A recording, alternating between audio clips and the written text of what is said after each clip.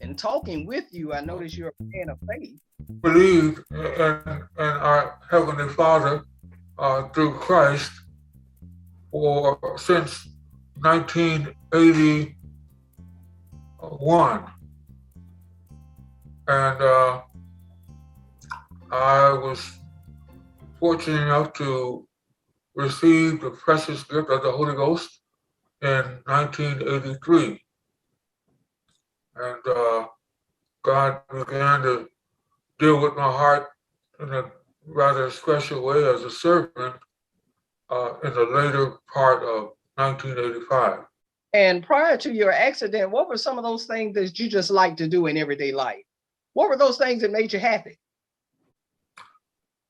Well, I had a myriad of things that made me happy, including the Bible studies and my fellowship. My life just changed quite a bit once I came to know Christ, because most of the things were centered around getting to know Him and all the people that, of course, had a common interest. But I used to play sports, so on, and I like just like everything that anybody else would like.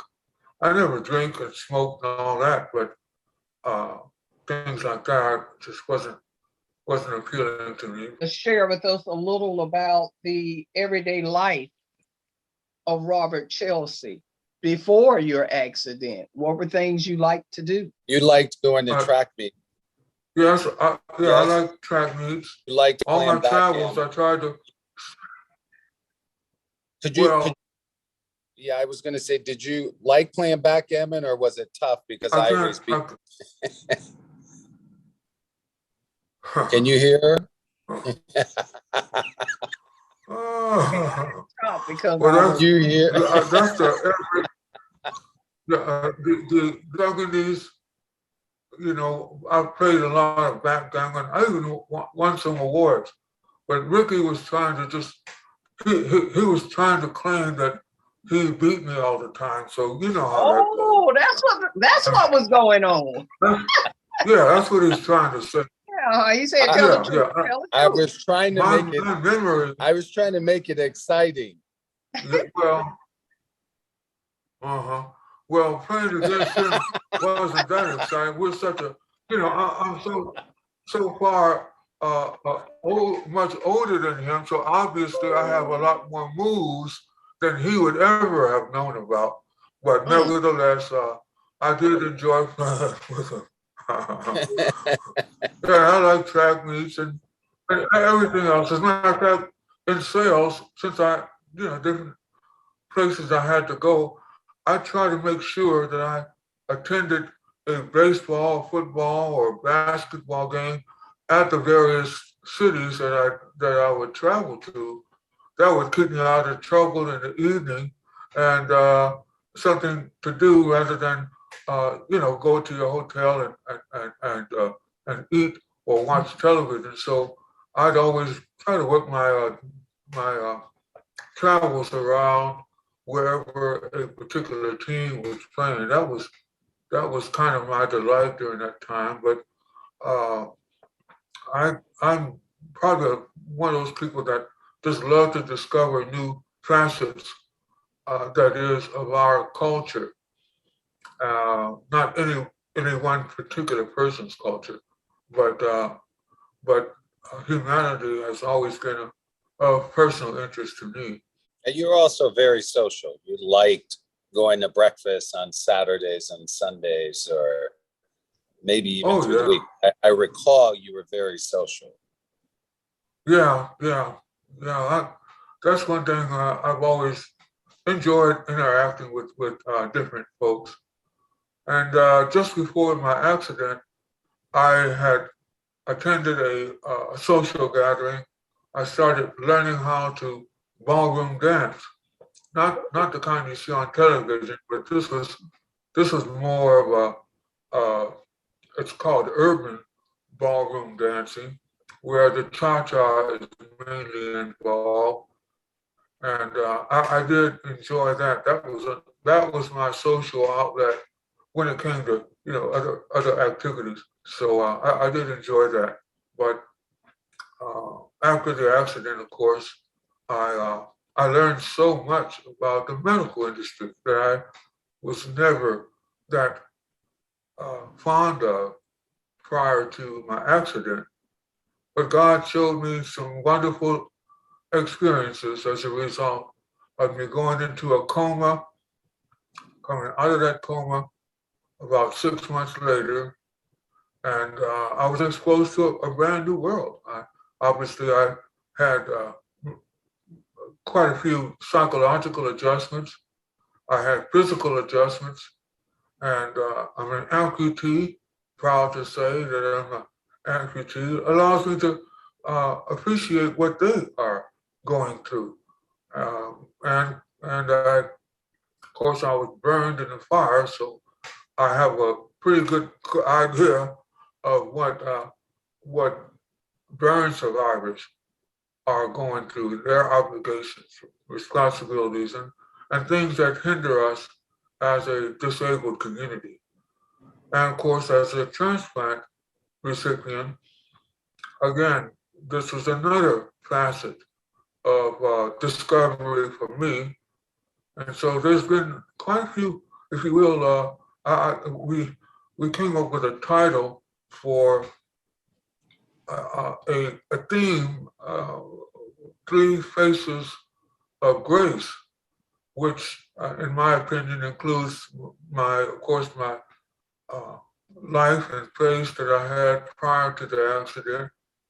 And the second phase would be during the transition from the fire as a fire burn survivor. And of course, God has graced me with becoming the first uh, African American to have a face transplant. So I call the book Three Faces of Grace. That's a wonderful title. Ricky, could you tell us a little bit about when you received that call about the accident? I was actually in New York at the time, out in the Hamptons, walking on a beach when I got the call. So I literally got the call probably 12 hours after the accident. So I was 3 hours ahead, but behind in terms of how we got that information. But I recall very well getting that call, walking down the beach, and just literally the breath being taken out of me as a result of the call from my mother. You've been interviewed, Mr. Chelsea, by so many people, Time Magazine. Who are some of the others that have interviewed you? Yeah, BBC, A&E did a documentary on him. I mean, who haven't we been interviewed? ABC News, CBS, a host of different outlets. I was Yeah, they saying were the you're first the to oldest person comment. with a full face transplant. How old were you when you received that transplant? Mhm. I was 68 years old. The medical industry, the transplant industry, uh, their target was to try face transplants no older than 50 years old. So I was really very fortunate that they would consider me. Uh, at that time, I was 60, I don't 63 or 4 at that time. And so when they after going through a lot of red tape, the insurance companies, of course, didn't want to support it or pay for any of the services, uh, and the follow-up that would be involved, obviously the expense of the medication and so on. So that took quite a while before Kaiser Permanente uh, considered to uh, join forces with Brigham Women's Hospital and do the follow-up, any blood tests and biopsies, things like that that could be done locally in Los Angeles area. Then that took about a year and a half to get that paperwork out of the way. And so I was actually certified in 2018, I think. So I was still 67 at the time, because I didn't turn 68 until November. Now, let me ask you this. For a face transplant, you would need a donor's face and donor tissue. Can you tell us about the process? Yes. Well, the process is primarily conducted by the hospital and also the donor bank, because they have to search out primarily face transplants were done on the East Coast, and the majority were done in the New England area.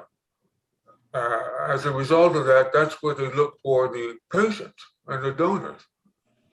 In my case, however, in New England, there's about 3% Black in the New England area. So it was very unlikely that they would find a match for me. So they had to go outside the area to find a match. But the process is exactly the same as it would be on any other transplant. However, the difference is when they take a liver, or lung, kidney, and heart, and so on, when they take those organs, they can basically take one out and you might say put one in. In my case, with a full face, they had to actually strip my face. So although it was burned, they really had to take all the portion of my face and leave my skeleton open, so to speak. And the same for the donor. Ricky can explain to you better how the two teams coordinated that, because I was on the preparation table being prepared to receive the donor, but Ricky was there to see a great deal of it take place from both ends. So if you don't mind asking Ricky to add to that. Yeah, so sort of. I was there. Actually, there is an interview that was done on Robert where they actually interview Dr. Pomahawk, who was the lead surgeon. But basically, in general, what happened, and Pomahawk will give you all the details, but at the time that Robert went into preparation for the surgery, the lead surgeon, Dr. Pomahawk, and a team of other surgeons flew to procure the donor face. And so what they have to do is keep that face alive, if you will, until the team gets there. So they basically flew from Boston to a undisclosed location to procure the face. While they were procuring the face, they were prepping Robert for the return. And so I believe they were gone for almost a day. It was quite a few hours before they returned in order to start the procedure. In reading, I found out that it takes basically a minimum of 16 hours to do the face transplant. How long did it take for yours? So all in, it was 20 hours, I think, is what Dr. 16 Palmahawk hours. summarized it. It's one thing. It's hard to put an exact hour on there because at Brigham Women's Hospital, that there's part of that team has to prepare me. A part of that team also has to travel to the location where the donor's face is, get in a plane, travel to that location, and meet another team that's preparing the donor's face. So Dr. Tomahawk has to leave in charge a group that will prepare my body and my face while he and a team of 5, 6, 7, 8 people will fly into another state altogether and meet with the medical team that's preparing the donor's face. Once that's all done and they finally get the donor's face or whatever they need, then Dr. Tomahawk and his team flies back to Brigham Women's Hospital and join the team that was preparing me. Then they start the surgical procedure. So how many hours? Who knows? But it far exceeded the 16 hours, the official 16 hours of my phase. But their preparation, I'm sure, was, not to mention the coordination of everything. And they only have a window of about 3 hours once they procure the donor's face. They only have about 3 hours to use that face onto me. So the process is pretty quick once they have procured the donor's face. Oh, okay. And as a double lung transplant recipient myself, I think my window was 2 hours. And I was going to ask you about medications. I'm sure you faced rejection also. And what are some of the medications? Because in educating minorities about transplants, a lot of us are actual organ transplant recipients. So a lot of us take the same medications. What are some that you take as regarding to transplant? I take the same medications that you take, the Envarsus, Myfortic, and so on. The three basic medications that all transplant recipients have to take, I take those as well. Now, keep in mind, we all have special conditions. Because of my burns, for example, my intestines had to be taken.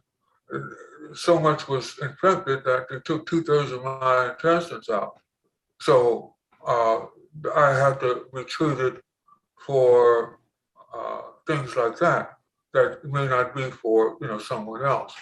So all in all, the three medications are something that all transplant patients must take. There are opportunities to take certain medications that you may not have to take for life. They do have medications that they're testing now, where they may only have to take it for a year, but it's still conditional at this point. I know about it because that is part of the program that I was under for me to have the transplant. But as of right now, I still take the same medications that the average person takes for their for transplantation. But mine is not a kidney, lung, and liver. Go ahead. Yeah, and I was going to say, just in summary, you're taking upwards to 24 different types of medication, right? Aren't you somewhere between 18 to 24 now? Yeah. Yes. 14 to 16 in the morning. I take about 6 in the afternoon and about 7 Yeah, about 7 at night. You both sort of highlighted that there are 3 medications that you must take. But the real emphasis is that if you don't take it, your chances of the organ or the body rejecting the organ increase by like 100 times or something. So you literally cannot afford to miss taking your medicine. So it's not like, blood pressure medicine, you might miss it 1 hour and take it, another hour. These, you have to be pretty disciplined about taking them, because if you miss it, it then, throws your body off where you may reject the organ. Now, how much do your medications run? Do you have to pay for them out of pocket, or does some agency or somebody purchase them for you? The medications, it's about dollars is the expense for medications, although some of it is copay and some of it isn't. But overall, and because it changes so often, they're all watching me so closely. They're making adjustments at least twice a week. I'm receiving either a different medication, or we're adding or taking away a particular medication. So those adjustments, they obviously they become very expensive, and so any help would be a big help. But main thing is trust God.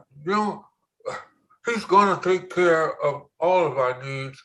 It's always nice when we know that others have a sufficient amount of empathy, and if they're financially able. But don't take your rent and send it to me, because you need to take care of your own bills and own responsibility. So that's the way I see it. I've had my lungs for like 13 years, and I just thank God, because I have not had any problems with them throughout the 13 years, never even been back admitted to the hospital again. So I got a good, perfect set of lungs, and it's just a blessing to be able to experience the transplant. Another question was, if you were not offered the opportunity to have a transplant, how would your life be different? I think I would continue on as I am doing. The gratitude didn't start from having a transplant. He's allowed me to go through valleys of shadows of death, and this is another shadow that I got a chance to be exposed to. So there is no slowing down or anything that would have hindered me had I not had the breast transplant. This is some of those changes, Chelsea, would be how he ate and drank fluids. So before the surgery, he was using a syringe to basically eat and drink to keep food in his mouth, and having to either throw his head back or be in a reclined position to keep fluids and food in his mouth. So that's a significant change with the surgery. And I remember he mentioned that when we were talking on the phone one day too, that he had problems, difficulty swallowing, things like that. Yes, that's true. If I had not, then well, number one, I wouldn't have lips. So my mouth would continue to be exposed. And people used to ask me, why don't I cover my mouth with a mask? But when your lips are open like that, your saliva wettens the mask. And so I'd have to change the mask every 5 minutes because I had no, and the saliva continued to drip. It had no way of holding it or swallowing it back, bringing it back. And part of my tongue was burned off in the fire too. So trying to maneuver is difficult. Although I still have, my tongue was still burned. That was not replaced. Uh, but I've almost forgotten what I went through before the transplant. It's, you know, I,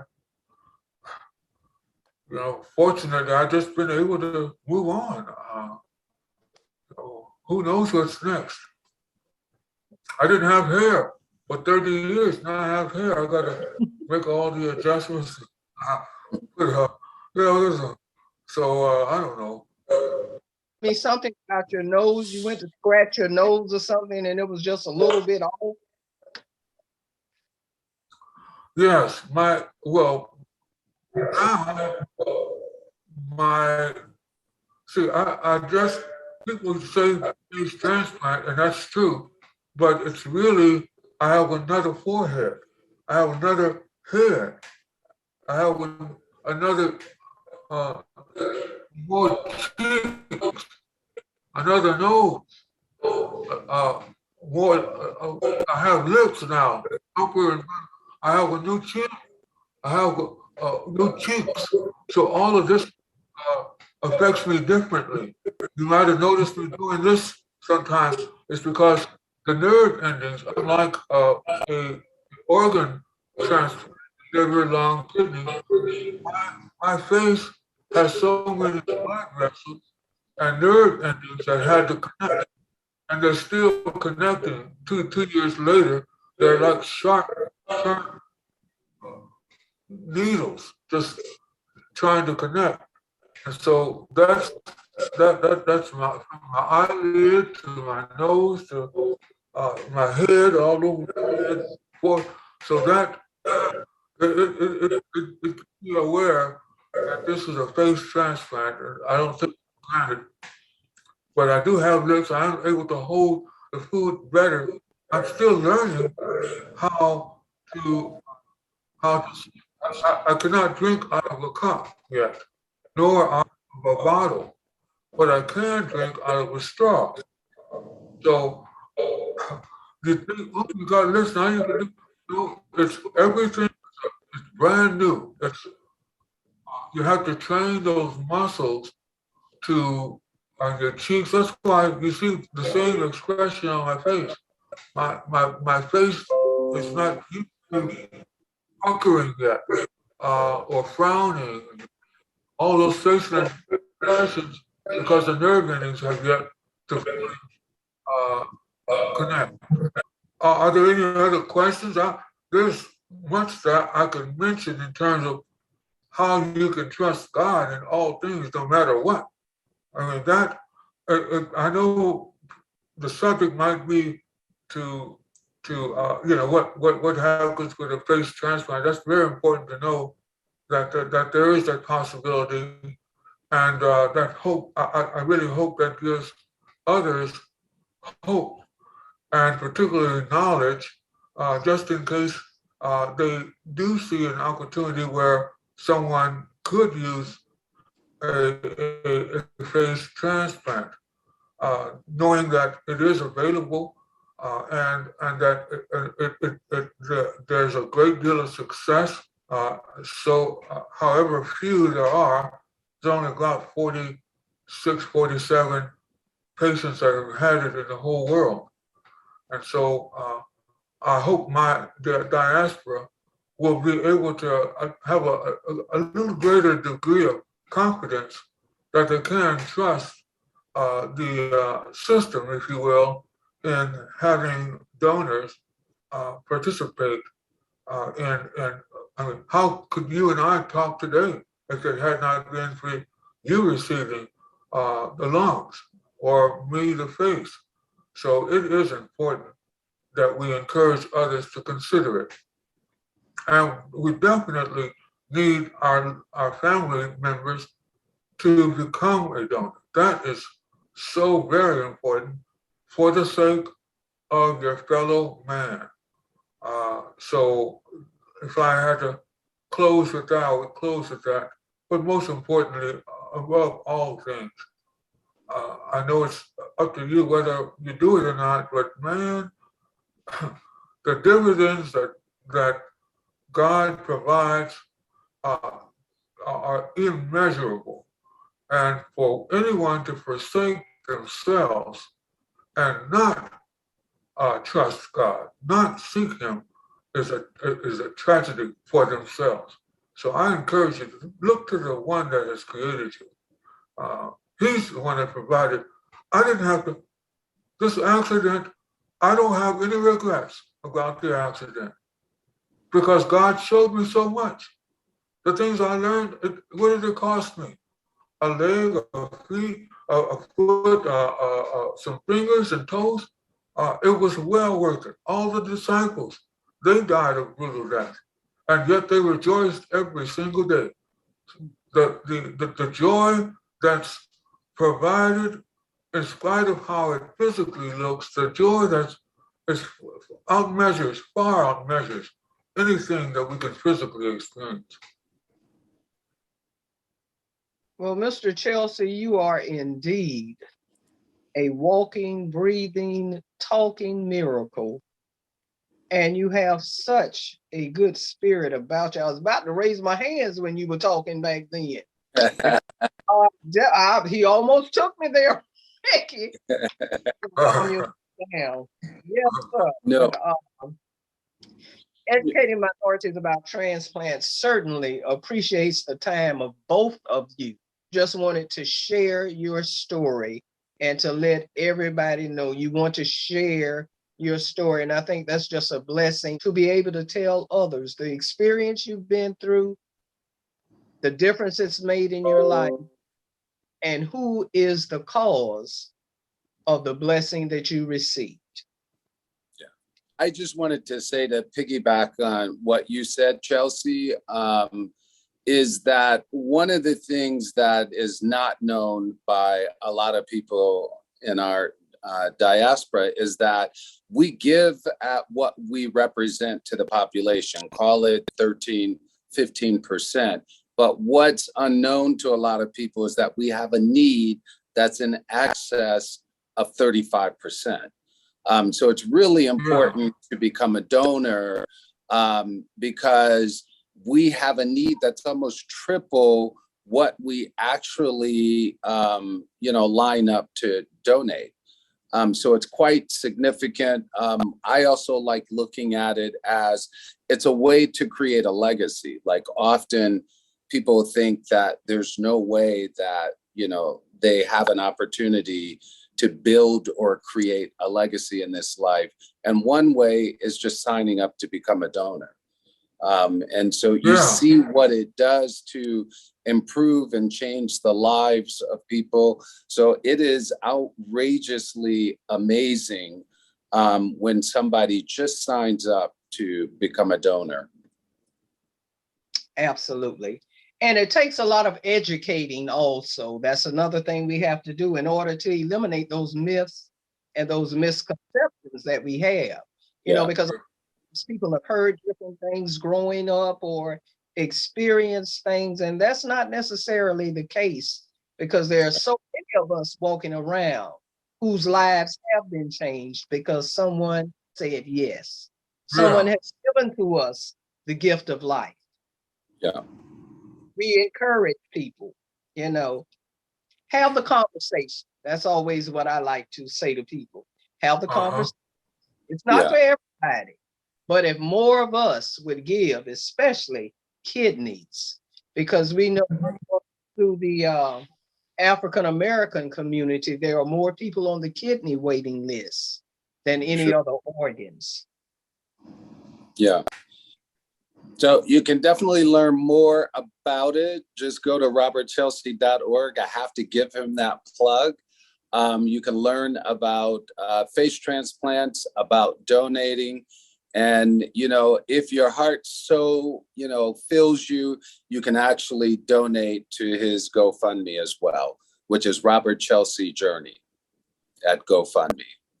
How many people do you know that have been blessed with a full face transplant and live to tell the story? Yeah. And we appreciate you two for helping share the story. All righty. Is it anything else? Are we ready to close out? Sing a stanza of God. Amen. Well, we thank you so much for your time, and Hey, thank you. I appreciate you. You too. All righty. Good night. Take Good care. night.